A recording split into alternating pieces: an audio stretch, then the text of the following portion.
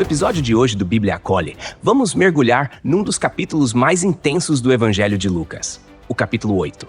Aqui Jesus não apenas ensina sobre o reino com parábolas, mas demonstra o poder desse reino sobre a natureza, os demônios, a enfermidade e até sobre a morte. Vamos seguir cada passo dele, como quem caminha ao lado do Mestre, ouvindo, sentindo, crendo e sendo transformado. Vem comigo.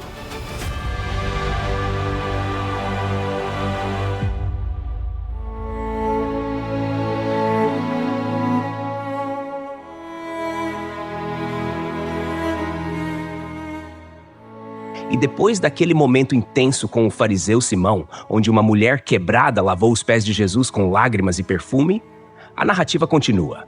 Mas agora o cenário muda.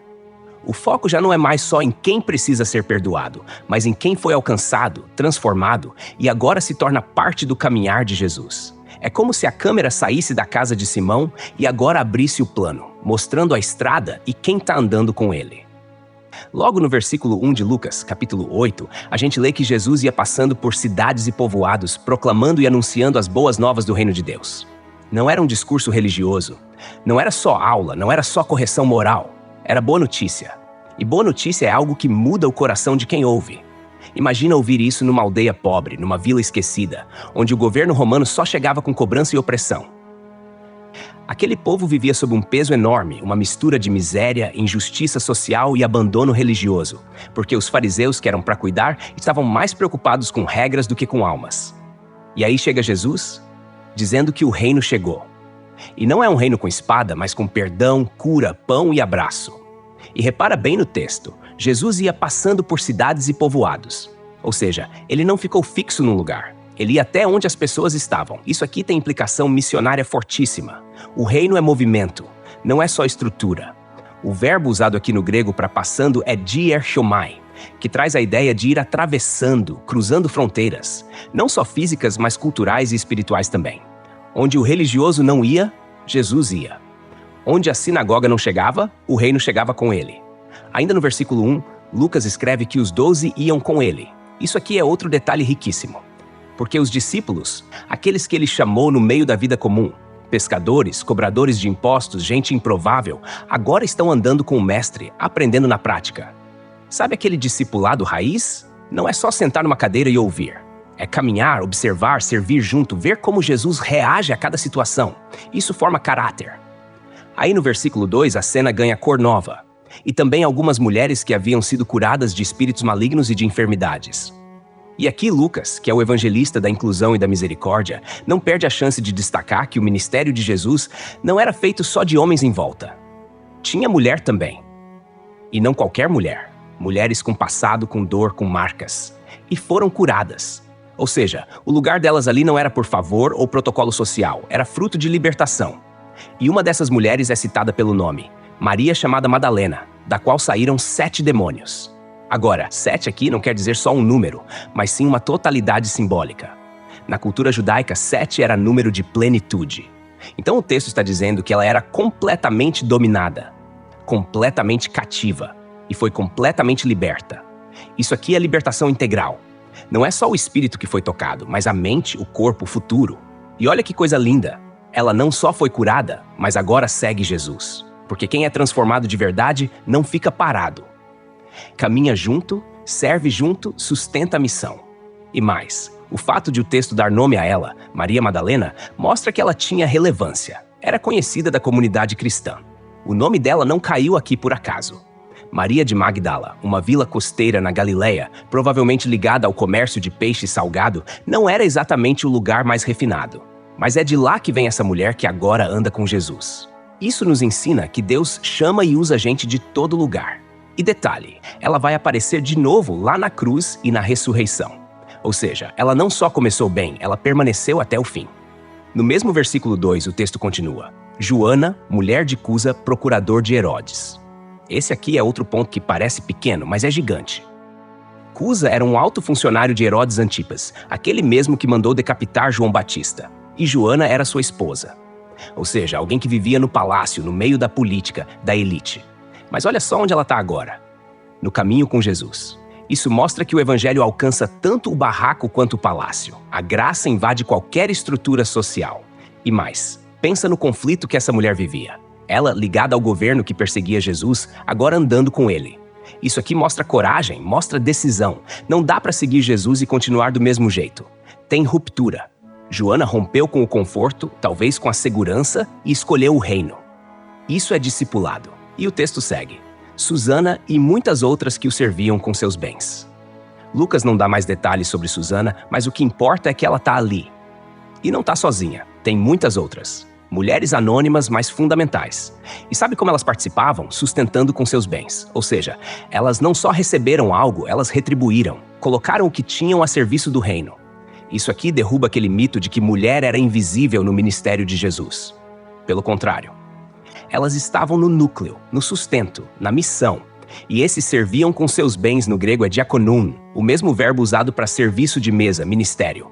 Isso não era esmola, era ministério, era oferta de vida, era participação ativa na obra. Jesus não andava com patrocinadores, ele andava com parceiros. E essas mulheres eram parte vital da jornada. Agora respira fundo e sente o peso disso tudo. No mundo patriarcal, onde mulher não podia sequer dar testemunho válido num tribunal, Jesus escolhe andar com elas, dar espaço, visibilidade, dignidade e missão. Isso aqui é revolução social e espiritual.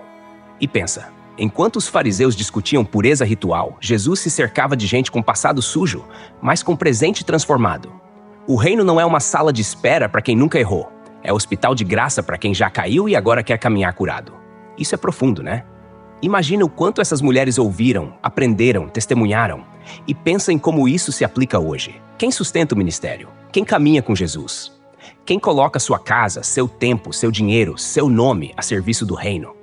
No fim das contas, esses 3 versículos mostram que o ministério de Jesus era inclusivo, itinerante e sustentado por gente curada e comprometida. Não era show, era jornada. Era reino na prática. Mulheres e homens, ricos e pobres, libertos e ensinados, todos caminhando juntos com aquele que não faz acepção de pessoas. E cá entre nós, será que a gente faria parte dessa comitiva? Será que andaríamos com Jesus, mesmo se isso significasse sair do palácio, largar a vila, mudar de rota? Fica essa pergunta no ar, sem pressa. Deixa maturar no coração, porque o reino continua passando e talvez esteja chamando você para andar junto também. E aí? Quando a multidão começou a crescer, como diz o versículo 4, Jesus contou uma parábola. Olha que detalhe precioso. Ajuntando-se uma grande multidão e vindo a ele gente de todas as cidades. Ou seja, não era pouca gente. Era uma galera mesmo. Camponeses, pescadores, religiosos curiosos, mães com crianças no colo, idosos encurvados pelo tempo, todo tipo de gente sedenta por algo novo. E repara, vinham de todas as cidades. Isso mostra que a fama de Jesus já tinha se espalhado como fogo em palha seca. Era algo que mexia com os corações. Todo mundo queria ver com os próprios olhos aquele que falava com autoridade, que curava, que comia com pecadores. E Jesus, em vez de fazer um sermão direto, manda uma parábola. Por quê? Porque parábola não é só um enfeite, é uma chave. É como se ele jogasse uma pista no meio da conversa para ver quem realmente está com o coração aberto. E aí ele diz, um semeador saiu a semear a sua semente. Aqui a coisa começa a tomar forma. Repara que o semeador não está parado, ele sai. A ação parte dele. E ele semeia a sua semente. Ou seja, é algo que tem valor para ele, é pessoal. Esse semeador não é um qualquer. É o próprio Cristo, ou por extensão, todos os que anunciam a palavra. Mas a figura aqui é o próprio Senhor, plantando vida nos corações. Só que essa semente cai em 4 terrenos diferentes, e isso é muito sério. No primeiro caso, como segue o texto. E ao semear, uma parte caiu à beira do caminho, foi pisada e as aves do céu a comeram.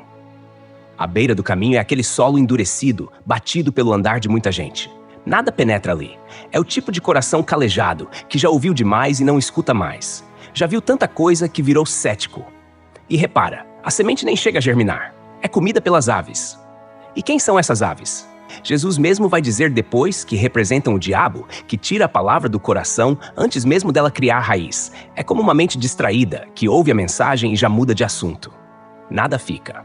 Aí vem o segundo solo, no versículo 6. Outra parte caiu sobre a pedra, e tendo crescido, secou por falta de umidade. Aqui o problema não é a ausência total de solo, mas um solo raso, com pedra por baixo. A semente até germina, começa até a dar sinal de vida, mas não dura. Seca. Por quê? Porque não tem profundidade. É aquela pessoa que ouve, até se empolga, se emociona, talvez até chora num culto, mas não tem raiz.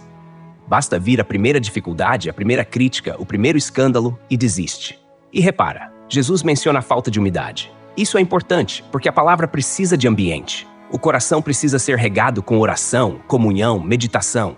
Se for só superfície, a fé vira poeira. O terceiro solo vem no versículo 7. Outra caiu no meio dos espinhos, e os espinhos, ao crescerem com ela, a sufocaram. Aqui a coisa parece até que vai dar certo. A semente cai, brota, cresce. Mas não cresce sozinha. Os espinhos crescem junto. E o que são esses espinhos? São as preocupações, os desejos, as riquezas, a ansiedade, o ativismo. É o coração dividido. A palavra está lá, mas sufocada por 1000 outras vozes. Isso aqui é perigoso porque parece que tem vida, mas não frutifica. A pessoa vive um evangelho de aparência, mas sem entrega. Vai à igreja, mas não se rende. Ouve louvor, mas não ora. Ama a palavra, mas ama mais o mundo. E no fim, não dá fruto. Aí, enfim, o versículo 8 traz esperança. Outra parte caiu em boa terra, cresceu, produziu fruto a 100 por 1. A boa terra é o coração quebrantado, aquele que ouve com humildade, que mastiga a palavra, que luta para viver aquilo. E olha a proporção do fruto 100 por 1. É exagerado mesmo, é benção multiplicada. Porque quando o coração se rende de verdade, a transformação é visível. O fruto aparece no falar, no agir, no perdoar, no servir, no amar. Um coração bom e reto é aquele que não discute com Deus, mas diz: "Fala, Senhor, teu servo ouve." E Jesus termina essa parte dizendo algo forte: "Quem tem ouvidos para ouvir, ouça." E isso está no finalzinho do versículo 8. Parece simples, mas não é. Porque ouvir de verdade não é só captar som, é acolher, entender, aplicar. É como se Jesus dissesse: "Você está mesmo prestando atenção? Está ouvindo com o coração ou só com o ouvido?" É um convite e um alerta ao mesmo tempo. Aí no versículo 9, os discípulos fazem algo que revela muito. Perguntaram-lhe o que significava essa parábola. Olha que coisa boa. Eles podiam ter ficado na superfície, feito de conta que entenderam.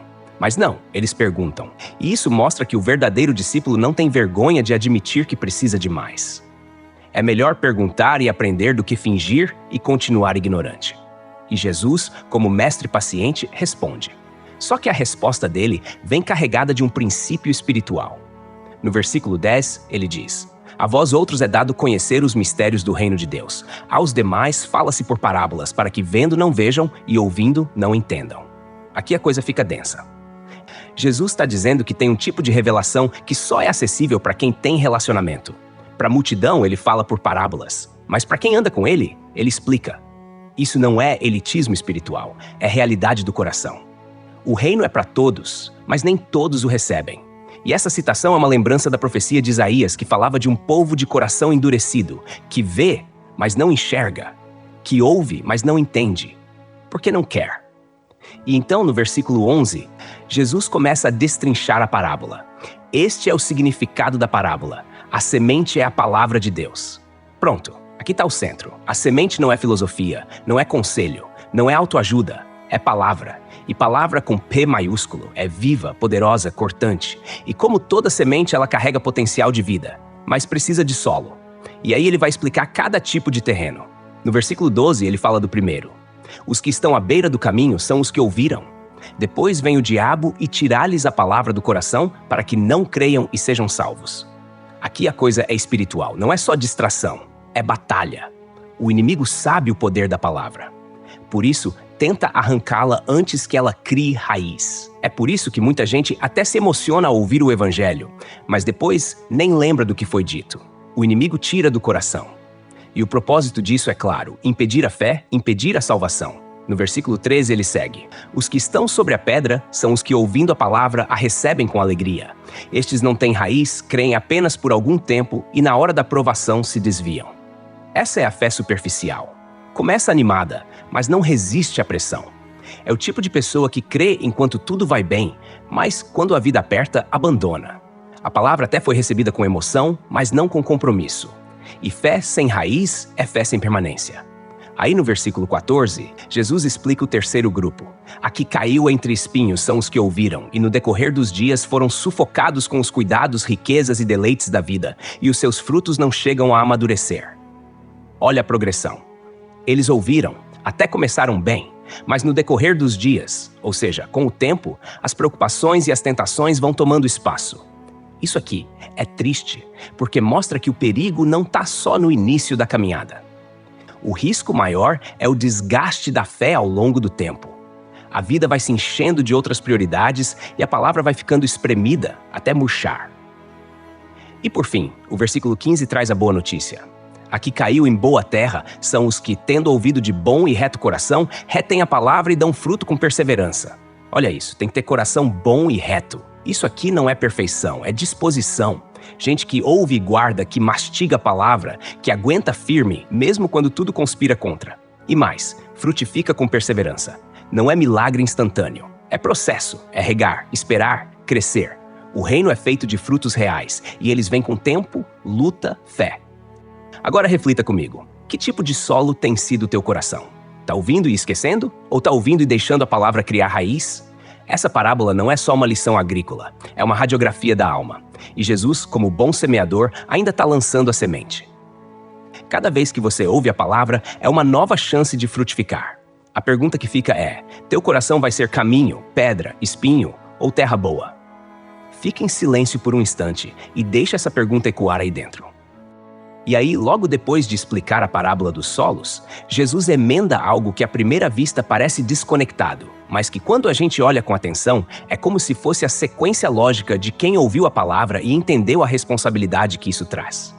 No versículo 16, ele diz: ninguém, depois de acender uma lamparina, a cobre com um vaso ou a coloca debaixo de uma cama. Pelo contrário, coloca num candelabro para que os que entram vejam a luz. Repara só no que está acontecendo aqui. Jesus está pegando uma imagem do cotidiano, acendeu uma lamparina, que naquela época era algo rotineiro, básico. Eles usavam lamparinas de barro, com óleo e um pavio de linho. Não existia interruptor na parede, claro. A noite caía, e o único jeito de vencer a escuridão era acendendo luz com intenção. E o que Jesus diz é óbvio. Ninguém acende essa luz para escondê-la. Seria ilógico, seria desperdício. Quem acende uma lamparina quer iluminar o ambiente. Agora traz isso para o contexto espiritual. Jesus acabou de falar que a palavra é uma semente. E agora ele está dizendo que quem a recebe também se torna luz. Ou seja, o coração que foi boa terra, que frutificou, também precisa brilhar. Não dá para esconder o que Deus plantou dentro de você. Fé genuína tem consequência visível. A vida do discípulo tem que servir como lamparina. Não para se exibir, mas para iluminar o caminho dos que entram. Esse os que entram é muito bonito porque aponta para pessoas que estão chegando, que ainda estão na porta buscando direção.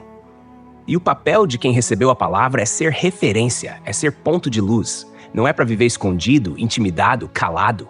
E outra, Jesus diz: coloca num candelabro. Ou seja, tem um lugar certo, tem propósito.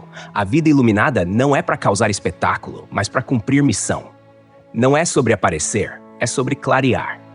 E olha que isso ecoa lá em Mateus capítulo 5, versículo 14, quando Jesus fala que somos a luz do mundo e que não se pode esconder uma cidade edificada sobre o monte. A lógica é a mesma. Quem foi tocado por Deus brilha, e brilha no mundo escuro. Luz só faz sentido na escuridão. Aí no versículo 17, Jesus aprofunda ainda mais. Pois não há nada oculto que não venha a ser revelado, nem escondido que não venha a ser conhecido e trazido à luz. Aqui, o tom muda. A imagem da luz continua, mas agora ela ilumina tudo, inclusive o interior. Jesus está dizendo que tudo que hoje está escondido vai se revelar. Isso tem dois níveis de interpretação. No primeiro, ele fala da natureza reveladora do reino. O que hoje é semente, o que parece pequeno, invisível, vai crescer, vai florescer, vai se tornar evidente. O reino de Deus não é algo que fica encoberto para sempre. A verdade sempre aparece. Mas tem também o aspecto pessoal. Aquilo que a gente tenta esconder, intenções, pensamentos, pecados, motivações, vai ser revelado. A luz do reino não só ilumina o caminho, ela também escancara o coração. Isso é sério, porque às vezes a gente acha que dá para manter uma vida dupla, esconder o que somos por trás de uma fachada religiosa. Mas Jesus está dizendo que nada, absolutamente nada, vai ficar encoberto para sempre. Na cultura judaica da época, existia uma valorização enorme da pureza externa. Lavar as mãos, evitar impurezas cerimoniais, mostrar obediência visível. Mas Jesus rompe com isso. Ele vai fundo. Ele está dizendo, não adianta parecer justo por fora, se por dentro você está escondendo trevas. A luz do reino revela tudo. É como abrir a janela de manhã e deixar o sol invadir o quarto. Até o cantinho mais esquecido aparece. E aí vem o versículo 18, que é como um selo sobre tudo o que ele falou. Portanto, atentem para a maneira como vocês ouvem, pois ao que tem, mais será dado, e ao que não tem, até o que pensa ter lhe será tirado. Esse versículo parece duro, mas é um princípio espiritual profundo. Jesus está chamando a atenção para a forma como a gente escuta a palavra. Não é só ouvir por ouvir. É ouvir com zelo, com reverência, com fome. O termo usado no original grego para atentem é blepet, que pode ser traduzido como observem cuidadosamente. Prestem atenção. É como se ele dissesse, fica esperto com o teu jeito de escutar o que vem do céu. Porque ouvir o evangelho é receber uma responsabilidade. Não é só um privilégio, é um chamado. E aí vem essa parte meio enigmática. Ao que tem, mais será dado, e ao que não tem, até o que pensa ter, lhe será tirado. Isso aqui tem a ver com como a gente responde à luz e à palavra. Quem valoriza o que recebe, cresce. Quem trata com negligência, perde até o pouco que tem. É como um músculo, se exercita, fortalece. Se negligencia, atrofia. Tem gente que ouve a palavra e trata como joia, guarda, pratica, compartilha. Essa pessoa vai crescendo, recebendo mais, entendendo mais, frutificando mais. Mas tem também aquele que ouve como quem escuta barulho de fundo. Ouve hoje, esquece amanhã. Esse, com o tempo, endurece. Perde a sensibilidade. E o que pensava ter, uma fé, uma moral, um conhecimento superficial, acaba se esvaziando. Porque a fé verdadeira precisa de cultivo constante. Esse versículo é um chamado à vigilância. Ele fecha essa sequência de ensinamentos com um apelo à consciência. Jesus não está brincando de contar histórias. Ele está chamando para uma transformação real. A palavra é semente, é luz, é lâmpada, mas também é critério de julgamento. O que você faz com o que recebe determina o que você vai experimentar depois. Então pensa comigo, como é que você tem escutado a voz de Deus? Você guarda? Você pratica? Ou só deixa passar? Porque olha, a palavra de Deus não volta vazia. Mas o coração que não se abre perde até o que já teve um dia. Isso aqui é profundo demais. E sabe o que é mais bonito? É que Jesus ainda continua semeando. Ele não desistiu. Ainda hoje, a palavra dele está sendo lançada, a luz ainda brilha e o convite ainda está de pé. Escuta com atenção e frutifica. E aí, depois de toda essa sequência sobre semear, ouvir com o coração, deixar a luz revelar, Jesus recebe uma visita inusitada. O texto segue no versículo 19 dizendo: vieram ter com ele sua mãe e seus irmãos, e não podiam aproximar-se dele por causa da multidão. Repara bem nisso. Maria, mãe de Jesus, e os irmãos, sim, irmãos, filhos de Maria e José após o nascimento de Jesus, como está em Mateus capítulo 13, versículos 55 e 56, vieram procurá-lo. Isso mostra que, mesmo a família natural dele, em determinados momentos, não compreendia totalmente a dimensão do que ele fazia. E aqui, é como se houvesse uma expectativa humana de que laços de sangue garantissem algum tipo de privilégio ou acesso direto ao mestre. Mas a multidão era tanta que eles nem conseguiam chegar perto. Isso já mostra duas coisas. Primeiro, que o ministério de Jesus tinha crescido a um ponto em que até a família encontrava barreiras para vê-lo. Segundo, que a multidão não impedia Jesus de continuar ensinando. Ou seja, o foco dele não era a fama ou o afeto familiar, mas a missão. A casa dele era o mundo. O púlpito dele era cada estrada poeirenta da Galileia. Aí vem o versículo 20. E foi-lhe avisado, tua mãe e teus irmãos estão lá fora e querem ver-te. Esse aviso parece bem simples, mas tem uma carga emocional ali. É como se alguém dissesse, mestre, interrompe um pouco, tua família chegou. Esperavam que ele parasse tudo, talvez para dar atenção a Maria. Afinal, era a mãe. Na cultura judaica do primeiro século, o respeito à família era algo muito sério. O mandamento de honrar pai e mãe era central na vida religiosa. Então havia uma expectativa natural de que ele largasse tudo para atendê-los. Mas olha só o que Jesus faz. E aqui o versículo 21 vem como uma reviravolta pedagógica e teológica. Ele, porém, lhes respondeu: minha mãe e meus irmãos são aqueles que ouvem a palavra de Deus e a praticam. Pega essa resposta e mastiga devagar. Jesus não está desprezando Maria nem seus irmãos, de forma alguma. Mas ele está ampliando o conceito de família. Ele está dizendo que o verdadeiro laço que une as pessoas não é consanguíneo, mas espiritual. E o critério é simples: ouvir a palavra de Deus e praticá-la. Ou seja, quem ouve com atenção, como ele ensinou nos versículos anteriores, e transforma essa escuta em obediência, se torna parte da família de Jesus. Isso é profundo demais. Porque agora, qualquer um, judeu, gentil, rico, pobre, homem, mulher, pode fazer parte dessa família. O sangue que une essa família não é humano, mas o sangue que ele mesmo derramaria na cruz. E presta atenção numa coisa, essa frase de Jesus também corrige um tipo de religiosidade que idolatra laços humanos acima da obediência a Deus. Ele está ensinando que no reino não há favoritismo. A intimidade com Deus não vem de posição social, de sobrenome, de título, vem da prática da palavra. E essa prática não é só escutar um sermão e dizer amém. É viver o que se ouviu, é transformar a fé em atitude.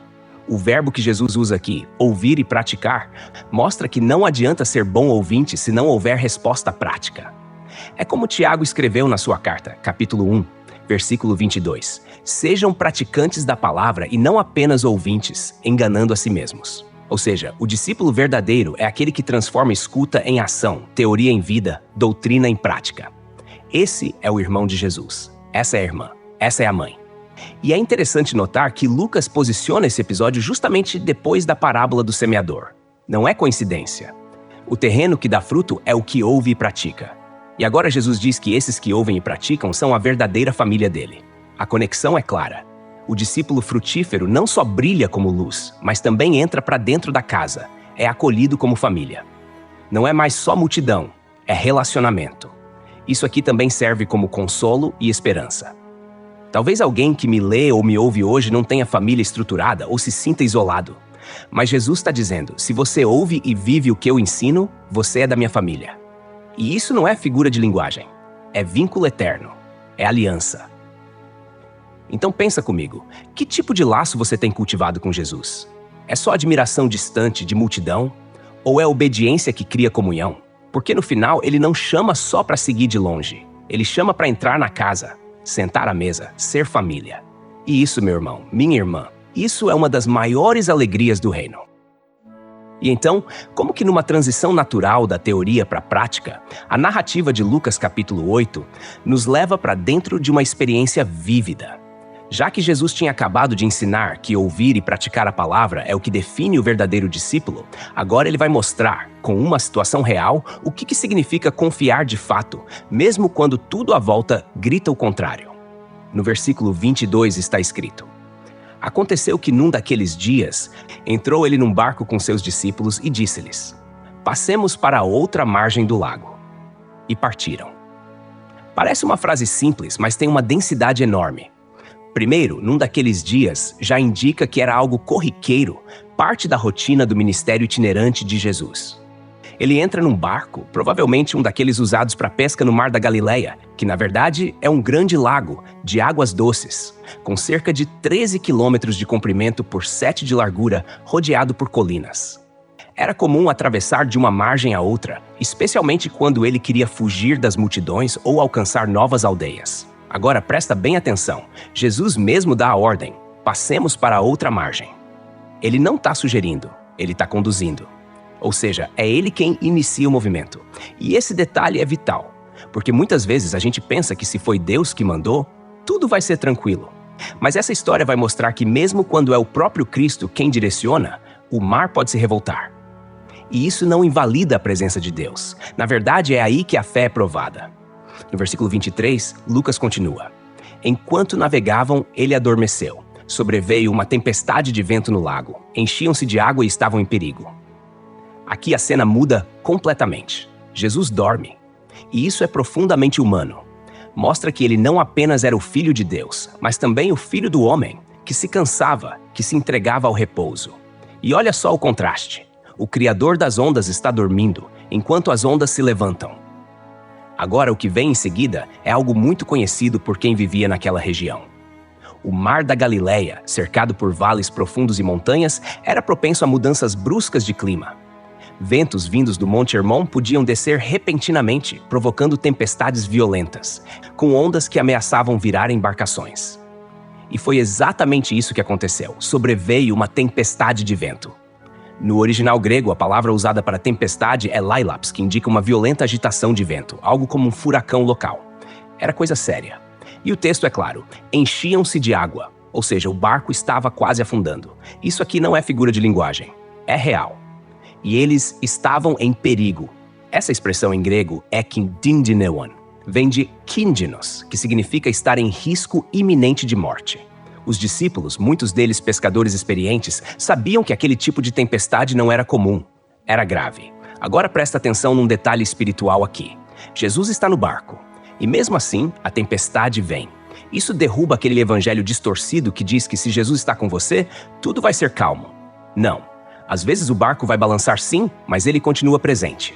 E mais, ele está dormindo.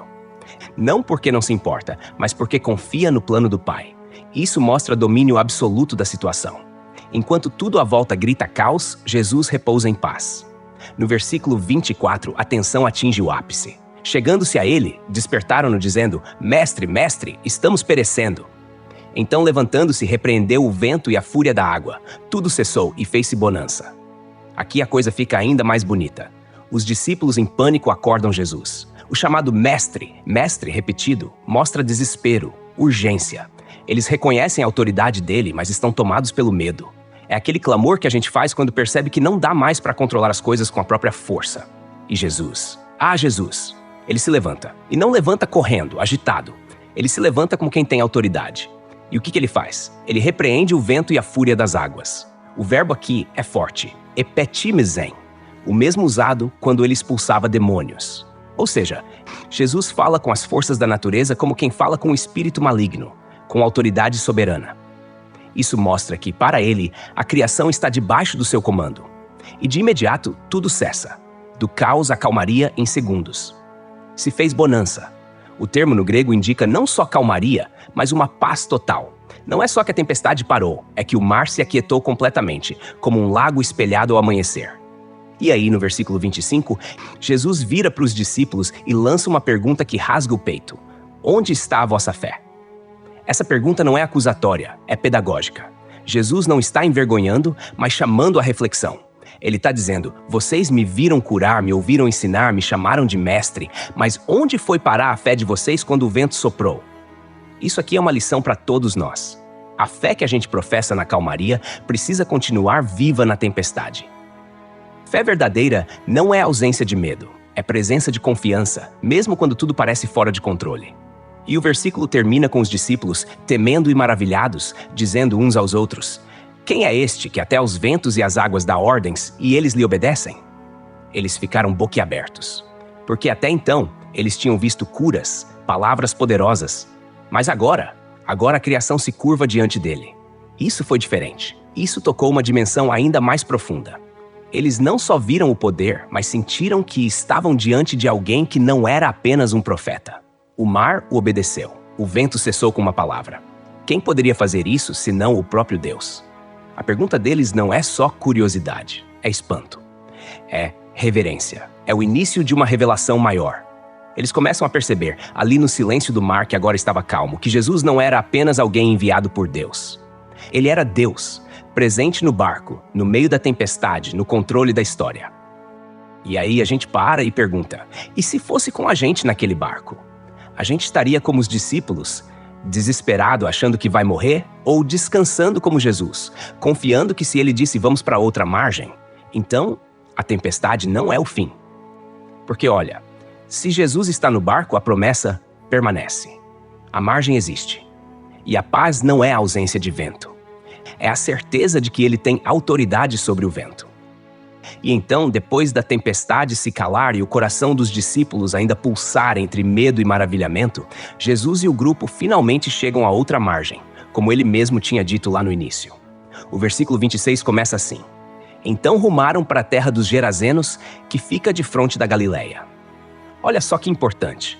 Essa região dos Gerazenos, também conhecida como Gadarenos em alguns manuscritos, era território gentílico, ou seja, de não-judeus. Estamos agora do outro lado do Mar da Galileia, numa área dominada por influência grega e romana, conhecida como a Decápolis. Era uma federação de 10 cidades com características helenistas bem marcantes, com práticas religiosas pagãs e, inclusive, criação de porcos, algo impuro para os judeus. Isso já mostra que Jesus está atravessando mais do que um lago. Ele está cruzando fronteiras culturais, espirituais, religiosas. O reino não para na margem da tradição judaica.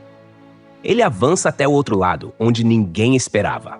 Aí no versículo 27 o texto diz: logo ao desembarcar, veio da cidade ao encontro dele um homem possesso de demônios. Havia muito tempo que não se vestia nem habitava em casa, mas nos sepulcros. Olha só essa descrição. O homem já aparece na cena sem sequer dar tempo para o grupo respirar. A recepção deles na terra estrangeira é feita por alguém possuído. E repara que não é um homem qualquer. Ele está há muito tempo nesse estado. Ou seja, sua condição não é recente nem superficial. Ele não se vestia mais, vivia nu, afastado da convivência humana. Não morava em casa, mas entre os túmulos. Isso, para a mentalidade judaica, era impensável.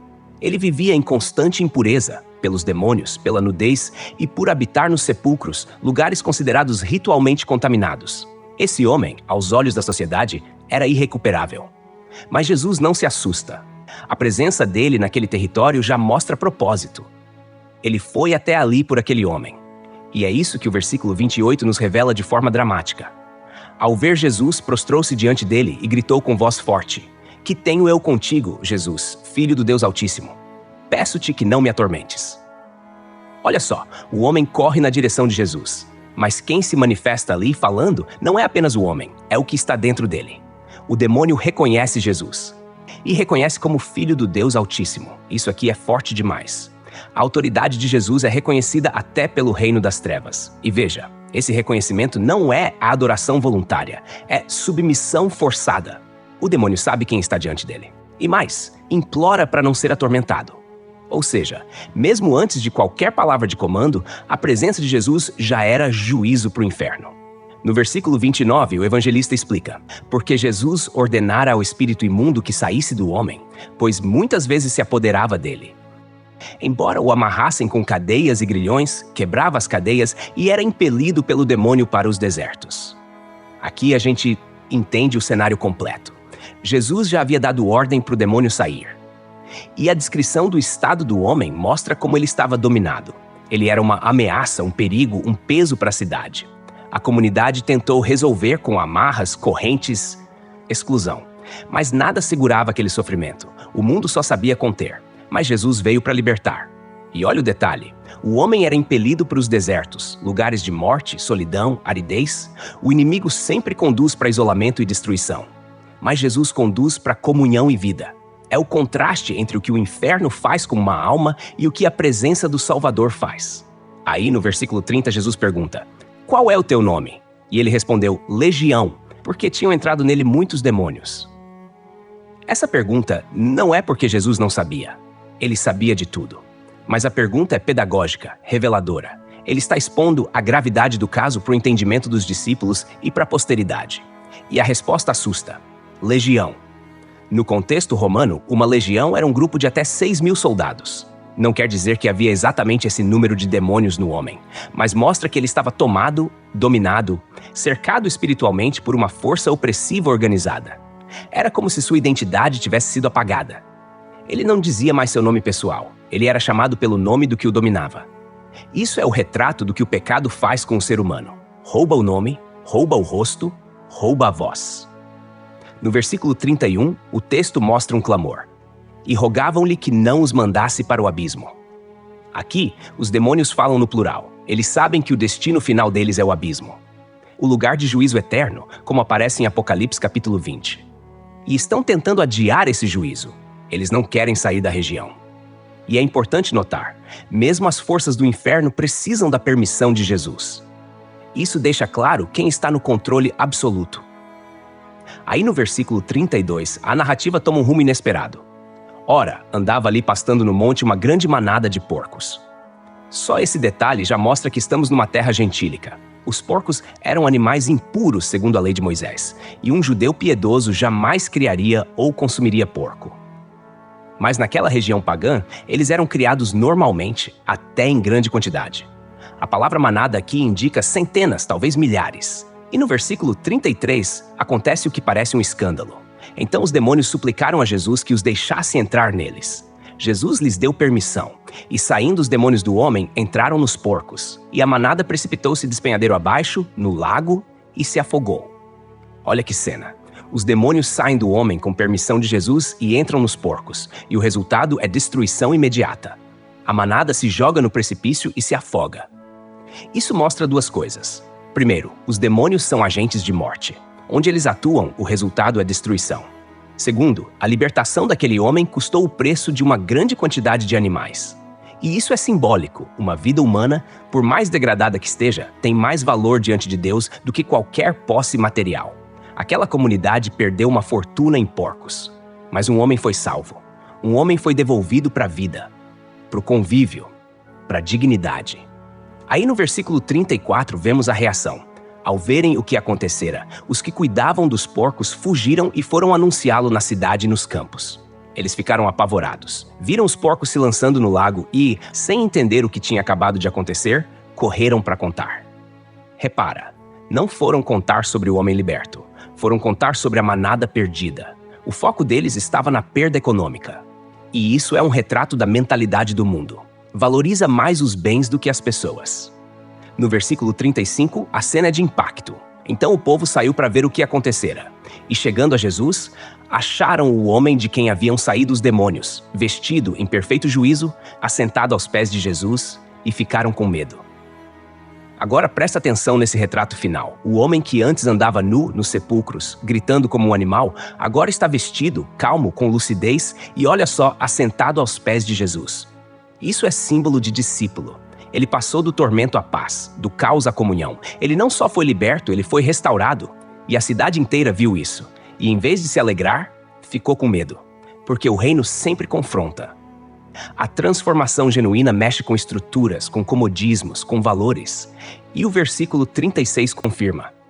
E as pessoas que tinham presenciado os fatos contaram-lhes como o endemoninhado fora curado. Agora o foco muda. Finalmente o milagre é o assunto. O testemunho é contado. Aquele que era dominado foi liberto. A palavra usada aqui para curado vem do grego sozo, que pode ser traduzido tanto como salvo quanto curado, ou seja, não foi só libertação espiritual. Foi salvação integral, corpo, alma, mente. Jesus não deu só uma melhora temporária. Ele deu uma nova vida. E é isso, né? Enquanto os porcos afundavam, a dignidade de um ser humano emergia. Enquanto o mundo calculava prejuízos, o céu celebrava a restauração de uma alma. E a pergunta que fica é, será que estamos mais preocupados com os porcos que se foram ou com as pessoas que podem ser libertas? E então, no versículo 37, depois de todo aquele impacto visual e espiritual, o homem transformado, os porcos mortos, o medo estampado no rosto da população, vem uma reação que à primeira vista parece absurda. Então toda a multidão da terra dos Gerazenos e das regiões circunvizinhas rogou a Jesus que se retirasse deles, pois estavam possuídos de grande medo. E ele, entrando no barco, voltou. Repara só o que está acontecendo. Aquela gente viu um milagre que desafiava tudo que eles entendiam por real. Um homem que todos conheciam, temido, completamente desfigurado, violento, nu, possuído, agora estava sentado, vestido e em perfeito juízo. Eles não viram apenas uma mudança de comportamento, mas uma restauração impossível aos olhos humanos. O problema é que esse milagre mexeu com o que era confortável, com o que era comum, com a economia local. Aquela manada de porcos perdida era um abalo econômico, e o que era para ser motivo de festa, virou motivo de medo. Mas o texto é claro. Possuídos de grande medo. Eles não tinham como negar o poder de Jesus, mas ao invés de adorá-lo, de pedirem ajuda, de trazerem outros doentes, endemoniados ou oprimidos, eles pedem para ele ir embora. Isso é uma daquelas cenas que mostra como o coração humano pode se fechar diante do sobrenatural quando o custo do milagre parece alto demais. A libertação de um homem custou algo material, e para muitos ali isso não valia a pena. Eles escolheram manter a estabilidade do sistema, ainda que isso significasse perder a presença do Filho de Deus. E o mais impressionante, Jesus respeita. O texto termina dizendo que ele entrou no barco e voltou. Ele não insiste, não força sua presença. E isso é um princípio espiritual profundo. O Senhor não permanece onde não é desejado. Ele não invade. Ele convida. Ele bate a porta, mas não arromba. Isso nos ensina algo essencial sobre livre-arbítrio e responsabilidade. A presença de Jesus transforma, mas essa presença precisa ser acolhida, recebida, desejada. Agora no versículo 38, o foco volta para o homem que foi liberto. O homem de quem haviam saído os demônios pedia-lhe que o deixasse ficar com ele. Mas Jesus o despediu, dizendo: para aqui e sente o drama emocional desse pedido. Esse homem, que até ontem era um farrapo humano, agora quer apenas uma coisa: estar com Jesus. Ele não pediu bênçãos, não pediu casa, não pediu família restaurada. Ele queria comunhão, queria pertencer, queria permanecer na fonte da paz que ele tinha acabado de experimentar. É um pedido legítimo, sincero, bonito. É o pedido de quem foi salvo e não quer mais se afastar. Mas o que Jesus faz é surpreendente. Ele o despede. Não porque o rejeita, mas porque tem outro plano para ele. Jesus não diz não porque não o ama.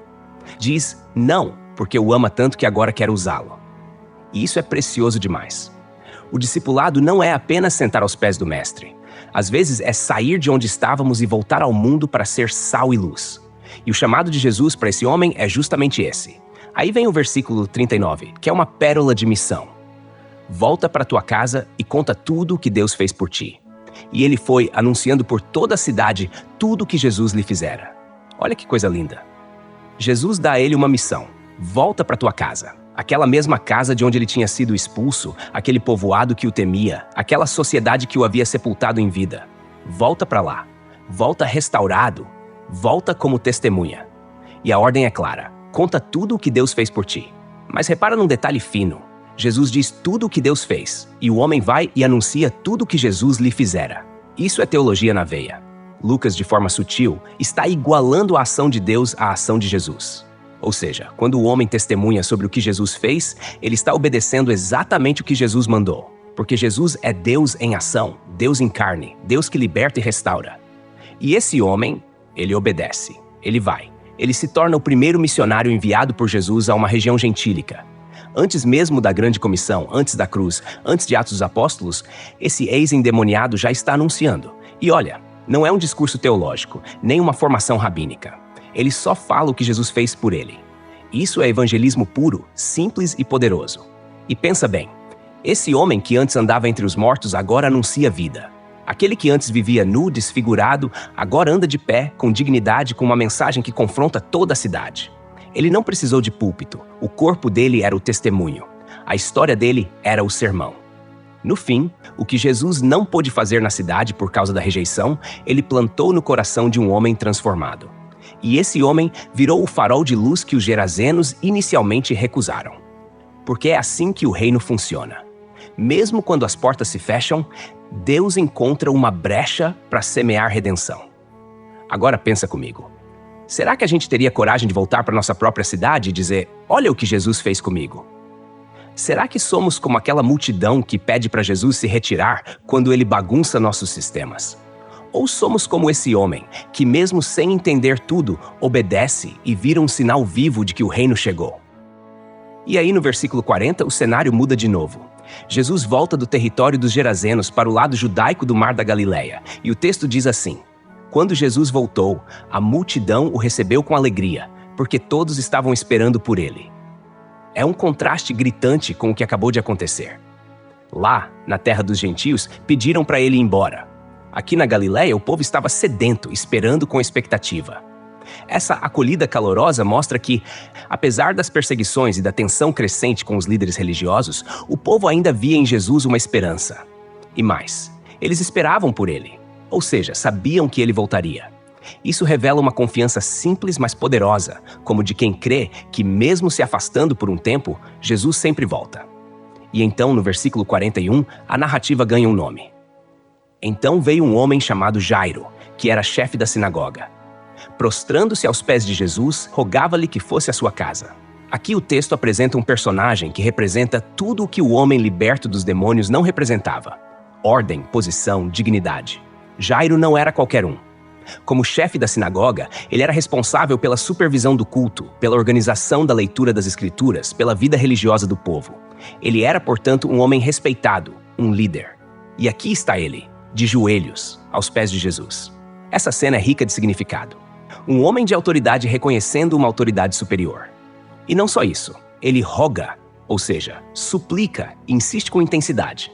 O motivo está no versículo seguinte: pois tinha uma filha única de cerca de 12 anos que estava à morte. Repara que o texto diz filha única.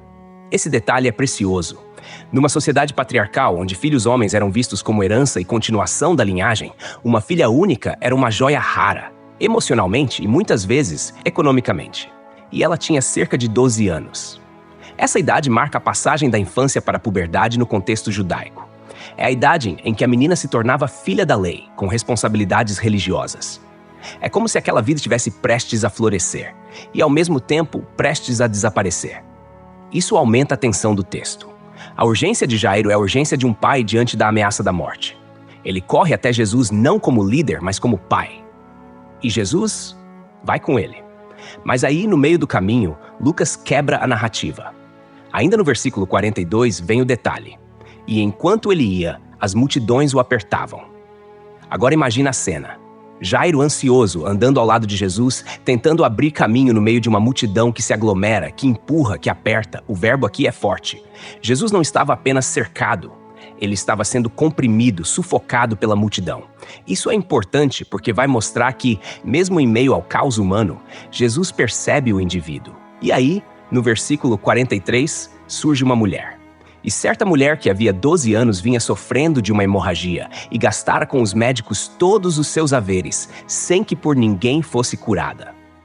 Aqui a gente para e presta atenção num detalhe que Lucas, o médico, faz questão de enfatizar. Ela sofria havia 12 anos. 12 anos de perda de sangue, de cansaço físico, de vergonha pública, de exclusão religiosa. Porque, segundo a lei de Levítico, capítulo 15, uma mulher com fluxo contínuo era considerada impura. Tudo o que ela tocava se tornava impuro. Ela mesma não podia entrar na sinagoga, não podia participar das festas, não podia ser tocada. 12 anos vivendo como se fosse um cadáver ambulante. E para piorar, ela tinha gastado tudo com médicos e não tinha melhora. Pelo contrário, só piorava. Humanamente, era um caso perdido. E aí vem o versículo 44, como um raio de esperança. Chegando por trás dele, tocou na borda do manto e logo cessou a hemorragia. Isso aqui é maravilhoso. Primeiro, ela vem por trás. Ela não se sente digna de encarar Jesus de frente. Ela vem com reverência, com medo, mas com fé. E o toque não foi no braço, nem nos pés, foi na borda do manto. No original grego, o termo usado pode se referir aos tzitzit, os cordões pendurados nas extremidades do manto que todo judeu usava, conforme o mandamento de Números capítulo 15, versículos 38 a 40. Aqueles cordões eram sinal de lembrança da aliança com Deus. E ela toca justo ali, como quem diz, se eu só tocar na aliança, serei curada. E foi. Logo cessou a hemorragia. 12 anos de sofrimento interrompidos em um segundo. Um toque de fé num mar de toques aleatórios. E então, no versículo 45, Jesus para e pergunta, quem me tocou? E aqui é onde tudo muda, porque Pedro, como sempre, vai falar o que todo mundo pensava. Mestre, as multidões te apertam e te oprimem. Em outras palavras, todo mundo está te tocando. Mas Jesus sabia que aquele toque tinha sido diferente. O toque daquela mulher não foi só físico, foi espiritual. Não foi um esbarrão, foi um clamor. No versículo 46, ele responde, alguém me tocou, porque senti que de mim saiu poder. Aqui está uma das afirmações mais profundas de todo o capítulo. Jesus está dizendo que cura não é mágica, não é automático. Há algo no relacionamento de fé que ativa o poder dele. O toque da fé puxa a virtude do céu. Saiu dele dynamis, no grego, poder, energia. Isso mostra que a cura foi consciente. Ele sentiu, ele autorizou. Ele não foi apenas passivo. A mulher tocou com fé e ele respondeu com graça. E aí no versículo 47, o inevitável acontece. Vendo a mulher que não podia passar despercebida, aproximou-se trêmula e prostrando-se diante dele, declarou à vista de todo o povo o motivo por que o havia tocado e como fora curada imediatamente. Ela se revela e o faz com temor, porque sabia que legalmente ela não podia tocar em ninguém. Ela poderia ser repreendida, até apedrejada por tocar um mestre em sua impureza, mas em vez disso, ela encontra acolhimento. E mais, testemunha. Diante de todos, ela declara o que aconteceu. A vergonha vira glória, a impureza vira testemunho. E tudo isso aconteceu no caminho para outro milagre. E aí, no versículo 48, Jesus olha para ela com ternura e diz, filha, a tua fé te salvou, vá em paz. Repara nesse tratamento, filha. É a única vez nos evangelhos que Jesus chama alguém assim. Ele não disse mulher, nem você. Ele disse filha. Isso não é só carinho, é identidade. Ele está restaurando não só o corpo, mas a dignidade, o valor, o pertencimento. E ele afirma, a tua fé te salvou. Aqui a palavra usada pode ser traduzida como curou ou salvou, porque a ação de Deus é sempre completa. E ele encerra com vai em paz.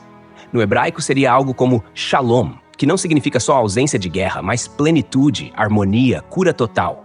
Mas aí no versículo 49, enquanto tudo isso ainda está acontecendo, vem uma notícia que corta o coração. Estando ele ainda falando, chegou alguém da casa do chefe da sinagoga dizendo: tua filha já morreu, não incomodes mais o mestre. Olha a dor. O milagre de uma mulher coincide com a tragédia de uma menina. A cura de uma estranha acontece ao mesmo tempo em que a morte visita a casa do amigo. E o recado é cruel: não incomodes mais o mestre. Como se dissesse, agora já era, não tem mais o que fazer.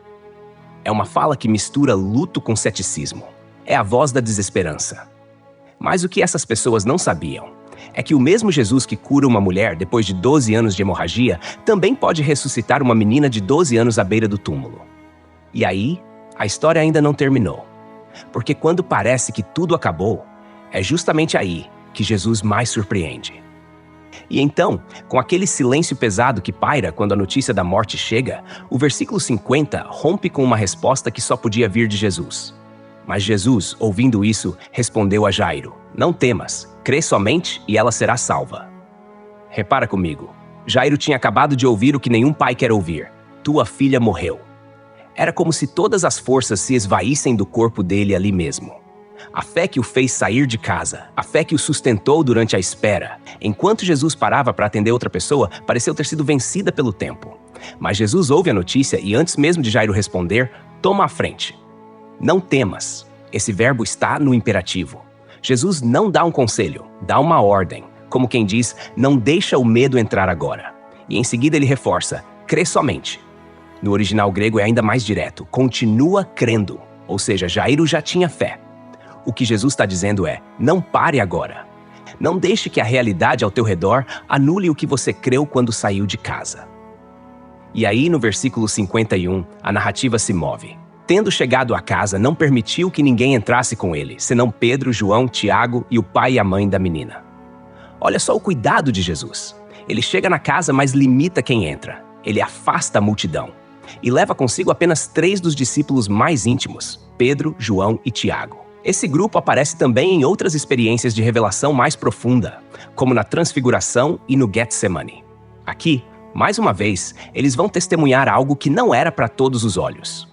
E junto deles entram o pai e a mãe da menina. Isso é tão sensível. Jesus não os exclui da cena. Mesmo em meio à dor e confusão, ele faz questão de que os pais estejam ali para ver, com os próprios olhos, a vida vencer a morte. No versículo 52, o ambiente é descrito. Todos choravam e se lamentavam por ela. Mas ele disse, não choreis. Ela não está morta, mas dorme. Isso aqui é forte. O choro era intenso. Na cultura judaica, o luto começava imediatamente após a morte. Havia até pranteadores profissionais que tocavam flautas, rasgavam as vestes, choravam alto com gemidos e gritos. Era um luto expressivo, barulhento. A morte era considerada algo definitivo, um rompimento total com a existência. Mas aí vem Jesus e diz, não choreis, não porque despreza a dor, mas porque sabe o que vai fazer. E em seguida, ele muda a perspectiva completamente. Ela não está morta, mas dorme. No grego, a palavra usada é kateudei, que realmente quer dizer dormir. Mas aqui o dormir é simbólico, no sentido escatológico. Para Jesus, a morte não é um fim absoluto, é um estado temporário, reversível com sua autoridade. Ele não está negando que o corpo da menina parou. Ele está dizendo que, diante dele, a morte perdeu o domínio. Mas olha só o que acontece no versículo 53. E riam-se dele, sabendo que ela estava morta. A mesma multidão que chorava, agora ri. É uma risada de escárnio, como quem diz isso é absurdo. Eles sabiam que a menina tinha morrido. E nesse saber deles havia incredulidade. Era um conhecimento clínico, objetivo, frio. Mas o que eles não sabiam era que, diante do autor da vida, até a morte precisa se curvar. Essa zombaria mostra o contraste entre o olhar humano e o olhar divino. A multidão via fim. Jesus via recomeço. Aí no versículo 54, Jesus se aproxima com doçura e autoridade. Entretanto, ele, tomando-a pela mão, disse-lhe, menina, levanta-te. A cena aqui é de ternura e poder. Ele toma a menina pela mão, e isso é profundo. Um corpo morto, segundo a lei, transmitia impureza. Mas para Jesus, o toque não contamina, ele purifica. E então, com uma palavra simples, ele chama a menina de volta. No relato paralelo, em Marcos capítulo 5, versículo 41, vemos que Jesus disse Talita cumi, em aramaico, que significa menina, eu te digo, levanta-te.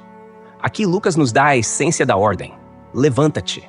No grego, egeire, o mesmo verbo usado para ressuscitar. Ou seja, o que Jesus diz à menina é o mesmo que o pai diria a ele 3 dias após a cruz, levanta-te. E o resultado vem imediatamente no versículo 55. E o espírito dela voltou, ela se levantou imediatamente e Jesus mandou que lhe dessem de comer. Olha o detalhe, o espírito dela voltou. Isso confirma que ela estava morta. A alma havia se separado do corpo. Mas ao comando de Jesus, o espírito volta. Vida retorna. O corpo se levanta. E não com lentidão ou fraqueza, mas imediatamente. E Jesus, em sua atenção pastoral, dá uma ordem prática. Deem algo para ela comer. Isso é lindo, porque comer é prova de que o milagre foi completo. Não era um fantasma, não era uma ilusão. Ela estava viva, com fome. E Jesus se preocupa com isso. Ele não faz só milagres espetaculares, ele cuida dos detalhes, ele restaura totalmente. E então, no versículo 56, a história termina com uma nota de reverência e assombro. Seus pais ficaram maravilhados, mas ele lhes advertiu que a ninguém contassem o que havia acontecido. A reação dos pais era inevitável. Maravilhamento. No grego, existemi, estar fora de si de tanta admiração. Era algo que não cabia no entendimento. Ver a filha morta agora viva, andando, comendo, era mais do que emoção. Era um encontro com o poder do Eterno. Mas aí Jesus faz algo curioso. Pede silêncio. Por quê? Porque ainda não era a hora da revelação plena. Jesus sabia que a comoção popular poderia atrapalhar o curso da missão, atrair interpretações erradas, acelerar confrontos com os líderes antes do tempo. Esse segredo messiânico, presente em vários momentos dos evangelhos, mostra o cuidado dele com o plano do Pai. E assim termina o capítulo 8 de Lucas, com Jesus vencendo a tempestade, os demônios, a doença e agora, a morte. Cada cena vai escalando em intensidade, até culminar nesse milagre supremo. Mas em cada uma delas, ele mostra que está no controle, que ouve, que toca, que fala, que age, que restaura. E no fim, tudo o que ele quer é que continuemos crendo, mesmo quando a esperança parece ter morrido. Porque no reino de Deus, nem a morte é o fim da história. Hoje no Bíblia Acolhe, caminhamos versículo por versículo pelo capítulo 8 do Evangelho segundo escreveu Lucas. E o que vimos foi mais do que uma sequência de milagres. Foi uma revelação progressiva do caráter, do poder e da compaixão de Jesus. Desde as mulheres que caminhavam com ele sustentando o ministério com seus bens, até o coração aflito de Jairo e a ousadia silenciosa da mulher do fluxo de sangue, cada história é um mosaico de fé viva e ação divina. Jesus não apenas ensinou sobre o reino, ele demonstrou que esse reino invade a realidade com autoridade e graça. Ele enfrentou uma tempestade e a fez calar com uma palavra. Enfrentou legiões de demônios e libertou um homem que vivia entre os sepulcros, devolvendo-lhe o nome, a voz e o lugar na sociedade. Tocou numa mulher marginalizada havia 12 anos e a chamou de filha. E no ápice de tudo, entrou no quarto de uma menina morta e, segurando sua mão, a chamou de volta à vida. Mas o que mais impressiona é que Jesus fez tudo isso não apenas para exibir poder, mas para revelar seu coração. Um coração que escuta os que ninguém ouve, que para no meio do caminho para atender quem ninguém percebe, que toca o intocável, que acalma o caos externo e o desespero interno, e que devolve esperança mesmo quando o mundo diz, já era, não incomodes mais o mestre.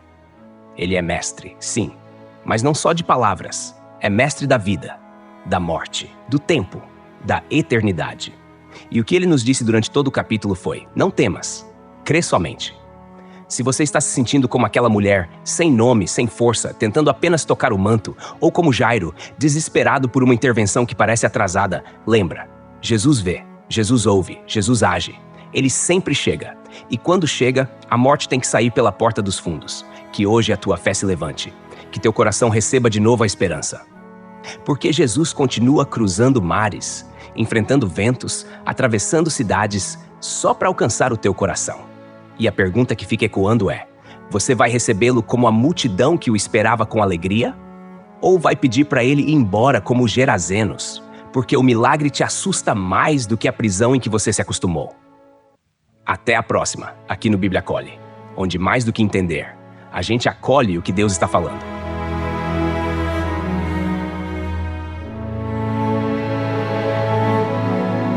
Texto e produção Douglas Vieira. Música por 50sounds.com. Faixa For a Reason. Voz por ChatGPT 4.0. Tipo Ember. Bibliografia. Comentários expositivos Hernandes Dias Lopes, editora Agnos. Comentário bíblico Matthew Henry, editora CPAD. Antigo e Novo Testamento interpretado versículo por versículo Russell Norman Champlin, editora Agnos. Charles Spurgeon, Os Tesouros de Davi, editora CPAD.